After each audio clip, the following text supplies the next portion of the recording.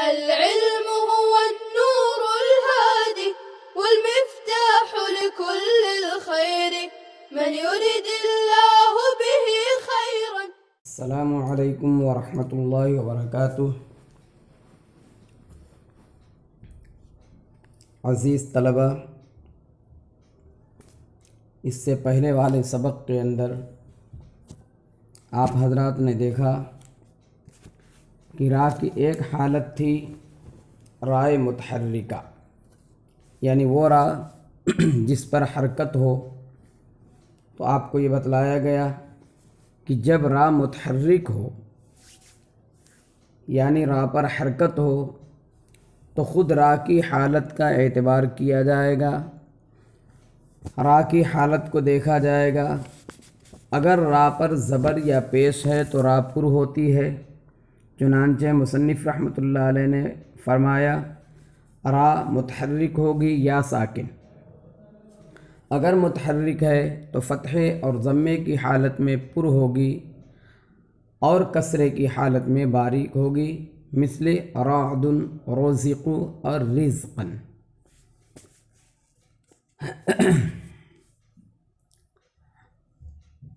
تو گویا کہ را کی پہلی حالت یعنی را متحرک، اس کا قاعدہ جو ہے بالکل مختصر ہے کہ را پہ زبر یا پیش ہو تو را پر اور زیر ہو تو باریک ہوگی. اور دوسری حالت کے بارے میں مصنف نے بتلایا تھا، اور اگر را ساکن ہے تو اس کے ماقبل متحرک ہوگا یا ساکن. اگر ماقبل متحرک ہے تو فتحے اور ضمے کی حالت میں پر ہوگی اور کسرے کی حالت میں باریک ہوگی. تو ایک بات آپ ذہن میں یہ رکھیں کہ اگر را ساکن ہے تو اب اس کے ماقبل کی حرکت کا اعتبار کیا جائے گا، ماقبل کے حرف کو دیکھا جائے گا. پہلے تو یہ دیکھا جائے گا کہ ماقبل والا حرف جو ہے متحرک ہے یا ساکن. اگر ماقبل والا حرف متحرک ہے تو اس کی حرکت دیکھی جائے گی. اگر جو ہے ماقبل والے حرف پر فتحہ یا ضمہ ہے تو ان دونوں صورتوں میں را کو پر پڑھا جائے گا، جیسے یرزقون اور برقن کی را کو پر پڑھا جائے گا. اور اگر جو ہے ماقبل والا حرف جو متحرک ہے وہ جو ہے مکسور ہے، اگر مکسور ہے یعنی اس پہ کسرہ ہے تو اس را کو کیا کریں گے؟ باریک پڑھیں گے. یہ ایک اصولی قاعدہ ہوا کہ را ساکن سے پہلے اگر جو ہے حرف ساکن ہے اور اس کے پہلے والے حرف پہ کسرہ ہے تو را کو باریک پڑھیں گے. یہ جو ہے ایک اصولی قاعدہ انہوں نے بتلا دیا. لیکن کچھ صورتیں ایسی ہیں کہ را ساکن سے پہلے اگر کسرہ ہے تو را کو پر پڑھا جاتا ہے. اس کے لیے مصنف فرماتے ہیں مگر جب را ساکن کے ماقبل کسرہ دوسرے کلمے میں ہو، یعنی را ساکن سے پہلے کسرہ تو ہے، لہذا قیاس کا تقاضا یہ ہے کہ را کو جو ہے باریک پڑھا جائے، جیسے شرعتن کی را کو باریک پڑھا جاتا ہے. لیکن کہہ رہے ہیں کہ اگر را ساکن سے پہلے والا حرف جو ہے متحرک ہے، لیکن وہ متحرک حرف جو ہے جس پہ کسرہ ہے وہ حرف دوسرے کلمے میں ہے،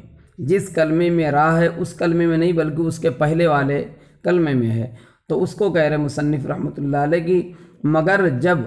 را ساکن کے ماقبل کسرہ دوسرے کلمے میں ہو، مثل رب ارجعون. رب ارجعون، رب یہ الگ کلمہ ہے، ارجعون یہ الگ کلمہ ہے. تو ربی میں جو باپ کسرہ ہے یہ کسرہ دوسرے کلمے میں. اسی طرح سے دیکھیے پہلے پورا جملہ سمجھ لیجیے. اوپر جو ہے مصنف نے کیا کہا تھا، اگر را ساکن ہے تو اس کے ماقبل متحرک ہوگا یا ساکن. اگر ماقبل متحرک ہے تو فتحے اور ضمے کی حالت میں پر ہوگی اور کسرے کی حالت میں باریک ہوگی، مثل یرزقون، برقن اور شرعتن. مگر جب را ساکن کے ماقبل کسرہ دوسرے کلمے میں ہو، مثل رب ارجعونی، یا کسرہ عارضی ہو مثل امر ارتابو ان ارتبتم۔ اسی طرح سے کسر عارضی کے بعد کہہ رہے ہیں یا جو ہے یہاں پر لفظ یا چھوٹا ہوا را ساکن سے پہلے، یا را ساکن کے بعد حرف استعلا کا اسی کلمے میں ہو، جس کلمے میں را ہے تو یہ را باریک نہ ہوگی بلکہ پر ہوگی، مثل قرطاس فرقتن اور فرقن میں خلف ہے، یعنی باریک نہ ہوگی بلکہ پر ہوگی۔ یہاں پہ آ کر جملہ پورا ہو رہا ہے یہاں مگر سے جو مصنف نے ذکر کیا ہے۔ بہرحال چلیے، تو مصنف نے کہا کہ اگر را ساکن سے پہلے والا حرف متحرک مکسور ہے، کسرہ ہے اس پر، تو اس کو جو ہے باریک پڑھا جاتا ہے، جیسے شرعتن، یا اسی طرح سے ایک مثال فرعون کی دی جاتی ہے، گھرچہ یہ ٹھیک نہیں ہے، یہ والی مثال اچھی یاد رکھیے، فرعون کو ذکر کرنے کی ضرورت نہیں ہے، بعض کتابوں میں فرعون کی مثال آتی ہے۔ بہرحال تو شرعتن فرعون دونوں مثال بن سکتی ہے، لیکن آپ شرعتن والی مثال کو زیادہ لائک کیجئے اور اس کو جو ہے زیادہ جو ہے یاد کیجئے۔ تو مصنف نے فرمایا کہ را ساکن کے ماقبل کسرہ دوسرے کلمے میں ہو، مثل رب ارجعون، تو را کیا ہوگی؟ پر پڑھی جائے گی، مگر یعنی باریک نہیں ہوگی، اس سے جو ہے استثناء کیا، یعنی شرعتن والے قاعدے سے۔ شرعتن میں را باریک پڑھی جاتی تھی، لیکن رب ارجعون والی را جو ہے پر پڑھی جائے گی، ارجعون کی را جو ہے، رب والی را تو پر پڑھی ہی جائے گی، اس لیے وہ را متحرکہ ہے، اور را متحرکہ پر فتح ہے، لہذا جو ہے وہ پر پڑھی جائے گی۔ اس کلمے میں رب ارجعون والے کلمے کے اندر جو ہے ارجعو میں جو را ہے اس کی بات ہو رہی ہے کہ اس را کو جو ہے پر پڑھا جائے گا، حالانکہ قیاس کیا کہہ رہا تھا کہ را کو باریک پڑھنا چاہیے، اس لیے کہ را ساکن سے پہلے با پر کسرہ ہے، اس لیے را کو باریک پڑھنا چاہیے۔ لیکن آپ یہاں پر ایک بات ذہن میں رکھیں کہ را کے اندر اصل جو ہے تفخیم ہے، یعنی پر پڑھنا، تو پر پڑھنا جو ہے یہ اصل ہے، تو اصل سے نکالنے کے لیے کوئی مضبوط سبب ہونا چاہیے۔ را ساکن سے پہلے اگر کسرہ اسی کلمے میں ہوتا ہے، یا اسی طرح سے را ساکن سے پہلے کسرہ جو ہو وہ اصلی ہو، تو یہ جو ہے سبب قوی ہے۔ جیسے شرعتن کے اندر را سے پہلے شین پہ جو کسرہ ہے یہ اصلی بھی ہے اور اسی طرح سے اسی کلمے میں بھی ہے، تو یہ قوی سبب ہے، اس لیے را کو اس کی اصلیت سے یعنی اس کے مفخم اور پر ہونے سے نکال دیتا ہے، لہذا را جو ہے باریک ہو جاتی ہے، تو سبب قوی چاہیے۔ اب جو ہے رب ارجعون کے اندر یا اسی طرح سے کسر عارضی آ جائے تو اس میں جو ہے ضعف آ جاتا ہے، تو اس لیے وہ اس کو اس کی اصلیت سے یعنی را کو اصلیت سے یعنی تفخیم سے نہیں نکال سکتے، لہذا وہ اپنی اصلیت کے مطابق جو ہے رب ارجعون کی را، اسی طرح سے ام ارتابو اور ان ارتبتم کی را کو پر پڑھا جائے گا۔ اب یہاں ذرا مثال میں آپ غور کیجئے، مصنف نے بتلایا کہ مگر جب را ساکن کے ماقبل کسرہ دوسرے کلمے میں ہو، مثل رب ارجعون، یا کسرہ عارضی ہو مثل ام ارتابو ان ارتبتم، تو آگے جو ہے اس کا اختتام ہے کہ را جو ہے پر ہوگی، باریک نہ ہوگی بلکہ پر ہوگی۔ تو یہاں پر ام ارتابو اور ان ارتبتم کے اندر بھی دیکھیے تو ام الگ کلمہ ہے، ان الگ کلمہ ہے، لیکن اس کو آپ ہٹا دیجئے تو ارتابو پڑھیے، ارتبتم پڑھیے، ارتابو اور ارتبتم، تو یہ دونوں کی مثال گویا کہ بن جائے گی۔ ام ارتابو ایک مثال تو اس کی بن جائے گی کہ جو ہے کیا نام ہے را ساکن سے پہلے کسرہ دوسرے کلمے میں ہو، اگر اس طرح ملا کے پڑھتے ہیں تو ام ارتابو ان ارتبتم، اور جو ہے اگر ارتابو اور ارتبتم سے پڑھتے ہیں تو یہ جو ہے کسرہ کے عارضی ہونے کی مثال بن جائے گی، ارتابو اور ارتبتم۔ اب جو ہے آپ کہیں گے کہ مصنف نے تو کسر عارضی ہونے کی مثال میں دیا ام ارتابو اور ان ارتبتم، تو یہ کسر عارضی بھی ہے، میم پر کسرہ عارضی بھی ہے اور نون پہ کسرہ عارضی بھی ہے، کیونکہ میم جو ہے اصل میں ساکن تھا ام، اور اسی طرح سے ان ارتبتم میں نون جو ہے ساکن تھا ان، جب ان کو ملایا گیا ما بعد سے تو ان کو جو ہے کسرہ دیا گیا ہے، کیونکہ ارتابو اور ارتبتم کے اندر جو حمزہ ہے وہ حمزہ وصلی ہے، وہ حمزہ جب گر گیا تو میم ساکن اور را اور اسی طرح سے نون ساکن اور را اجتماع ساکنین ہو گیا۔ جب اجتماع ساکنین ہو جاتا ہے تو اس میں پہلے حرف کو کسرے کی حرکت دی جاتی ہے، لہذا امیر ارتابو کسر عارضی کی بھی مثال ہے، اور اگر جو ہے ام کو الگ کلمہ والی مثال دینا چاہیں تو الگ کلمے کی مثال بھی بن سکتی ہے۔ بہرحال رب ارجعون دوسرے کلمے کی مثال سمجھ لیجئے، اور کسر عارضی کی مثال جو ہے امیر ارتابو اور ان ارتبتم کو سمجھ لیجئے۔ تو ان دونوں صورتوں میں یعنی جبکہ ما قبل میں کسرہ ہے، را ساکن سے پہلے والے حرف پہ کسرہ ہے، لیکن وہ کسرہ کہاں ہے؟ دوسرے کلمے میں ہے، تو را باریک نہیں ہوگی بلکہ پر ہوگی، اور اس کی حکمت میں نے آپ کو بتلایا کہ را کے اندر اصل میں تفخیم ہی ہے، لہذا کسی چیز کو اس کی اصلیت سے نکالنے کے لیے سبب قوی چاہیے، اور شرعتن جیسی مثال کے اندر سبب قوی یہ ہے کہ را ساکن سے پہلے کسرہ اصلی بھی ہے اور اسی کلمے میں ہے، لیکن رب ارجعون کے اندر کسرہ جو ہے دوسرے کلمے میں آ گئے، لہذا وہ اس کو اس کی اصلیت سے نہیں نکالے گا، اس لیے را پر پڑھی جائے گی۔ اسی طرح سے کسر عارضی کی مثال میں جو دیا ہے امیر ارتابو اور ان ارتبتم، تو یہاں پر بھی کسرہ چونکہ عارضی ہے لہذا اس کے اندر بھی اتنی قوت نہیں تھی کہ وہ جو ہے را کو اس کی اصلیت سے نکالے، لہذا را باریک ہونے کے بجائے پر پڑھی جائے گی۔ آگے کہہ رہے ہیں تیسری چیز، را ساکن کے بعد حرف استعلاء کا اسی کلمے میں ہو جس کلمے میں را ہے تو یہ را باریک نہ ہوگی بلکہ پر ہوگی، مثل قرطاس اور فرقتن۔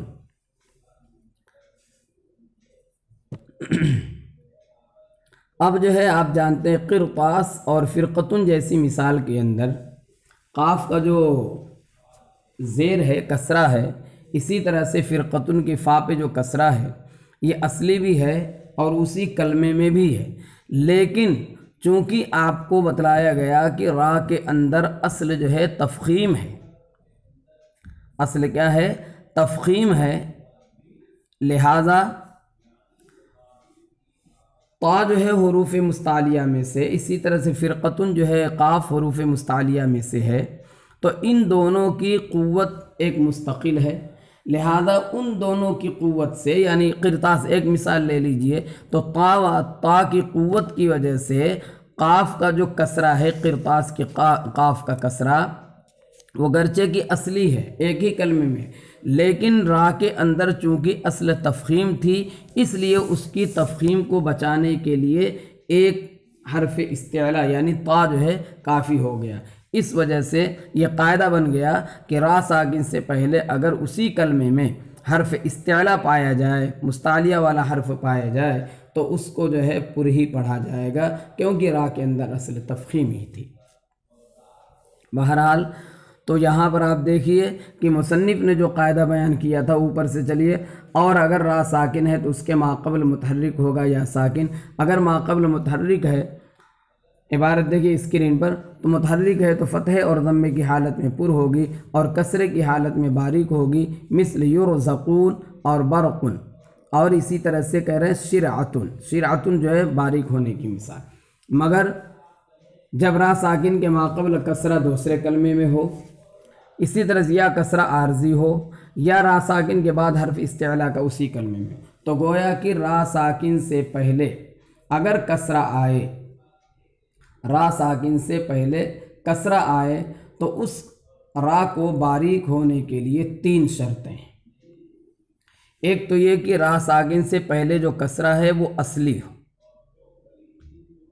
دوسری شرط یہ ہے کہ را ساکن سے پہلے جو کسرہ ہے اسی کلمے میں ہو، تیسری شرط یہ ہے کہ را ساکن کے بعد اسی کلمے میں حرف مستعلیہ نہ ہو۔ تو اب دیکھیے رب ارجعون کے اندر ایک شرط جو ہے چھوٹ رہی ہے کہ را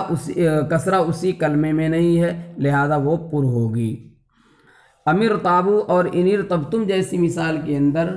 را ساکن سے پہلے کسرہ تو ہے لیکن وہ عارضی ہے، اس لیے را پر ہوگی۔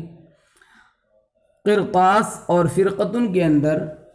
را ساکن سے پہلے کسرہ تو پایا جاتا ہے لیکن وہ کسرہ گرچہ کی اصلی اور اسی کلمے میں ہے لیکن اس کے بعد حرف مستعلیہ، لہذا یہ بھی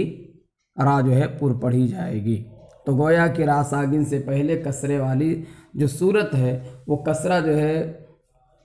کسرے کی صورت میں را اس وقت پر پڑھی جائے گی جب کہ کسرہ اصلی ہو، اسی کلمے میں ہو، اور اسی طرح سے اس کے بعد جو ہے کوئی حرف مستعلیہ میں سے کوئی حرف نہ ہو تو را جو ہے باریک پڑھی جائے گی۔ اگر ان تینوں شرطوں میں سے کوئی بھی ایک شرط مفقود ہوئی، نہ پائی گئی، تو را جو ہے اپنی اصلیت کے مطابق پر ہی پڑھی جائے گی۔ تو رب ارجعون والی مثال میں ایک شرط جو نہیں پائی جا رہی ہے وہ یہ کہ را سے پہلے کسرہ دوسرے کلمے میں ہے۔ امر تابو ان ارتبتم جیسی مثال میں، یا ارجعو ارتابو ارتبتم جیسی مثال کے اندر جو ہے را سے پہلے کسرہ گرچہ ہے لیکن وہ عارضی ہے، لہذا یہ شرط نہیں پائی گئی اصلی ہونے والی۔ اسی طرح سے قرطاس اور فرقتن جیسی مثال کے اندر اس لیے جو ہے را کو پر پڑھا جاتا ہے کہ اس میں تیسری شرط جو ہے نہیں پائی جا رہی ہے، اور وہ یہ شرط تھی کہ را ساکن کے بعد جو ہے حرف استعلاء اسی کلمے میں نہ ہو، اور یہاں پہ حرف استعلاء اسی کلمے میں پایا جاتا ہے، لہذا را پر پڑھی جائے گی۔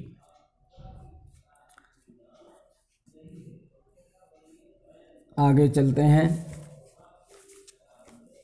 اور اگر اچھا یہاں پر جو ہے ایک اور مسئلہ کیا کہہ رہا، اور فرقین میں خلف ہے، اور فرقین میں خلف ہے۔ خلف کہتے ہیں ایسے اختلاف کو جس میں دونوں وجہیں جائز ہوں، صحیح ہوں۔ خلف کا مطلب یہ ہوا یہاں پر کہ فرقین کی را کو پر بھی پڑھا جا سکتا ہے اور باریک بھی پڑھا جا سکتا ہے۔ فرقین کی را کے اندر اصولی اعتبار سے اگر دیکھا جائے تو را ساکن کے بعد قاف اسی کلمے میں، یعنی حرف مستعلیہ اسی کلمے میں ہے، لہذا فرقتن کی طرح سے اس کو بھی پر پڑھنا چاہیے کیونکہ اسی کلمے میں حرف مستعلیہ ہے۔ لیکن چونکہ قاف پر کسرہ ہے، قاف پر کسرہ آ گیا اور فرقین کی فا پر بھی کسرہ ہے، تو را جو ہے بین الکسرتین ہو گئی، دو کسروں کے بیچ میں آ گئی۔ تو اس وجہ سے اس کے اندر بعض حضرات نے کہا کہ اب را کو باریک پڑھیں گے۔ اچھا ایک وجہ آپ کو یہ بھی یہاں پر باریک پڑھنے کی ہے کہ چونکہ ابھی آپ کو بتلایا گیا کہ فرقتن اور قرطاسن کے اندر جو را کو پر پڑھا جاتا ہے وہ اس لیے کہ حرف مستعلیہ کے اندر اتنی قوت تھی کہ اس کی تفخیم کو اس نے بچا لیا۔ اب فرقین کے اندر اس کو سمجھنے سے پہلے آپ ایک بات یہ سمجھیے کہ حروف مستعلیہ یعنی خصہ ضغطن قز کے اندر جو 7 حروف ہیں ان میں بھی ان 7 حرفوں میں تو ایک جو ہے بات یہ ہے کہ ان 7 میں سے کون سب سے زیادہ پر ہوگا وہ ایک الگ مسئلہ ہے، لیکن خود ایک ہی حرف جیسے قاف کو لے لیجئے تو قاف کی تفخیم کے 5 درجے خود مصنف آگے بیان کر رہے ہیں، جیسا ابھی اگلے سبق میں انشاءاللہ آئے گا۔ تو ان 5 درجوں میں سے جب حرف مستعلیہ مکسور ہوتا ہے تو اس کی تفخیم 4تھے درجے کو چلی جاتی ہے، یعنی اس کے اندر جو ہے ضعف آ جاتا ہے، تو اس ضعف کے آ جانے کی وجہ سے بعض حضرات نے فرقن کی راہ کو باریک پڑھنے کو کہا ہے۔ اس لیے جو ہے کیا کہتے ہیں یہاں پر فرقن کی راہ کے اندر خلف پایا گیا۔ تو کسی مسئلے کے اندر دو مختلف وجہیں ہوں اور دونوں وجہیں جائز ہوں تو اس کو کہا جاتا ہے خلف۔ لہذا فرقن کی راہ کو باریک بھی پڑھا جا سکتا ہے اور پر بھی پڑھا جا سکتا ہے۔ بہرحال لیکن جو ہے یہ جو خلف ہے یہ میں نے آپ کو بتلایا کہ خلف ایسے اختلاف کو ہی کہا جاتا ہے جس میں دونوں وجہیں جائز ہوں۔ تو آج کے سبق کے اندر آپ نے یہ پڑھا کہ را ساکن سے پہلے اگر جو ہے کسرہ دوسرے کلمے میں ہو یا اسی طرح سے کسر عارضی ہو یا یہ کہ را ساکن کے بعد اسی کلمے میں حرف مستعلیہ ہو تو را کو پر پڑھا جائے گا، را جو ہے باریک نہیں پڑھی جائے گی شرعتن کی طرح۔ اور ایک مسئلہ یہ پڑھا کہ فرقن کی راہ کے اندر جو ہے خلف ہے، اور خلف کی وجہ یہ ہے کہ را جو ہے بین الکسرتین آ گئی، یعنی دو کسروں کے درمیان پائی گئی، اس وجہ سے قاف کے کسرے کی وجہ سے بعض حضرات نے اس میں جو ہے ترقیق کا اور باریک پڑھنے کا حکم دیا ہے۔ بہرحال آج کا سبق اسی پہ ختم کیا جاتا ہے۔ السلام علیکم ورحمۃ اللہ وبرکاتہ۔ السلام عليكم. لا تنسوا الاعجاب بالفيديو والاشتراك في القناة تشجيعا لنا لنستمر بنشر المزيد إن شاء الله.